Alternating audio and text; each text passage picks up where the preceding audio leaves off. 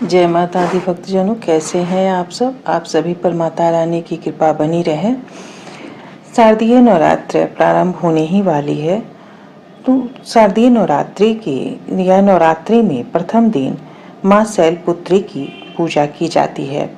तो चलिए जानते हैं माता शैलपुत्री का नाम शैलपुत्री क्यों पड़ा और माता शैलपुत्री से जुड़ी कथा।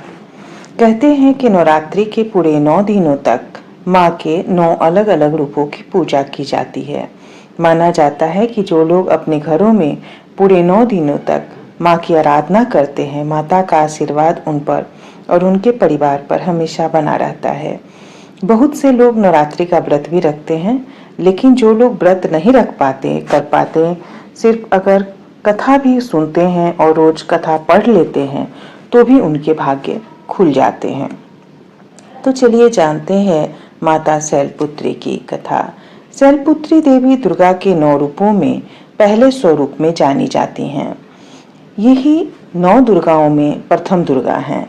पर्वतराज हिमालय के घर पुत्री के रूप में उत्पन्न होने के कारण इनका नाम शैलपुत्री पड़ा।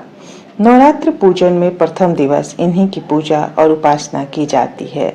इस प्रथम दिन की उपासना में योगी अपने मन को मूलाधार चक्र में स्थित करते हैं। यहीं से उनकी योग साधना का आरंभ होता है। एक बार प्रजापति दक्ष ने एक बहुत बड़ा यज्ञ किया। इसमें उन्होंने सारे देवताओं को अपना अपना यज्ञ भाग प्राप्त करने के लिए निमंत्रित किया, किंतु शंकर जी को उन्होंने इस यज्ञ में निमंत्रित नहीं किया। सती ने जब सुना कि उनके पिता एक अत्यंत विशाल यज्ञ का अनुष्ठान कर रहे हैं, तब वहां जाने के लिए उनका मन विकल हो उठा। अपनी यह इच्छा उन्होंने शंकर जी को बताई। सारी बातों पर विचार करने के बाद उन्होंने कहा कि प्रजापति दक्ष किसी कारणवश हमसे रुष्ट हैं। अपने यज्ञ में उन्होंने हमें नहीं बुलाया है।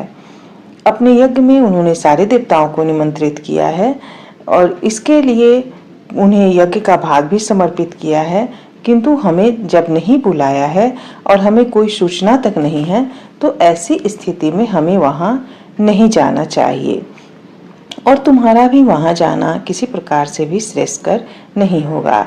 शंकर जी के इस उपदेश का सती ने प्रबोध नहीं हुआ और पिता का यज्ञ देखने और वहां जाकर माता और बहनों से मिलने की उनकी व्यग्रता किसी प्रकार भी कम न हो सकी।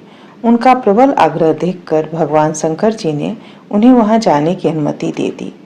सती ने पिता के घर पहुंचकर देखा कि कोई भी उनसे आदर और प्रेम के साथ बातचीत नहीं कर रहा है। सारे लोग मुंह फेरे हुए हैं। केवल उनकी माता ने स्नेह से उन्हें गले लगाया। बहनों की बातों में व्यंग और उपहास के भाव भरे हुए थे। परिजनों के इस व्यवहार से उनके मन में बहुत क्लेश पहुंचा। उन्होंने यह भी देखा कि वहां चतुर्दिक भगवान शंकर जी के प्रति तिरस्कार का भाव भरा हुआ है। दक्ष ने उनके प्रति कुछ अपमानजनक वचन भी कहे।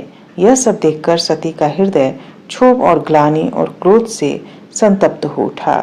उन्होंने सोचा कि भगवान शंकर की बात न मानकर और यहाँ आकर उन्होंने बहुत बड़ी गलती कर दी है और अपने पति भगवान शंकर के इस अपमान को वह न सह सके और उन्होंने अपने उस रूप को तत्क्षण वहीं पर योगा अग्नि में द्वारा जलाकर भस्म कर दिया। वज्रपात के समान इस दारुण दुखद घटना को सुनकर शंकर जी ने क्रोध होकर अपने गणों को भेजकर दक्ष के उस यज्ञ को पूर्णतः विध्वंस करा दिया। सती ने योगाग्नि द्वारा अपने शरीर को भस्म कर अगले जन्म में शैलराज हिमालय के यहाँ पुत्री के रूप में जन्म लिया। शैलराज हिमालय के यहाँ जन्म लेने के कारण ही इस बार वे शैलपुत्री के नाम से विख्यात हुईं। पार्वती हेमवती भी उन्हीं का नाम है। उपनिषद की एक कथा के अनुसार इन्हीं ने हेमवती स्वरूप से देवताओं का गर्भभंजन किया था। मां शैलपुत्री का वास काशी नगरी वाराणसी में माना जाता है। वहां शैलपुत्री का एक बेहद प्राचीन मंदिर है, जिसके बारे में मान्यता है कि यहाँ मां शैलपुत्री के सिर्फ दर्शन करने से ही भक्तजनों की मुरादें पूरी हो जाती है। कहा तो यह भी जाता है कि नवरात्र के पहले दिन यानी प्रतिपदा को जो भी व्यक्ति भक्त मां शैलपुत्री के दर्शन करता है, उनके सारे वैवाहिक जीवन के कष्ट दूर हो जाते हैं। चूंकि मां शैलपुत्री का वाहन वृषभ है, इसीलिए इन्हें वृषारूढ़ा भी कहा जाता है। इनके बाएं हाथ में कमल और दाएं हाथ में त्रिशूल रहता है। जय माता दी।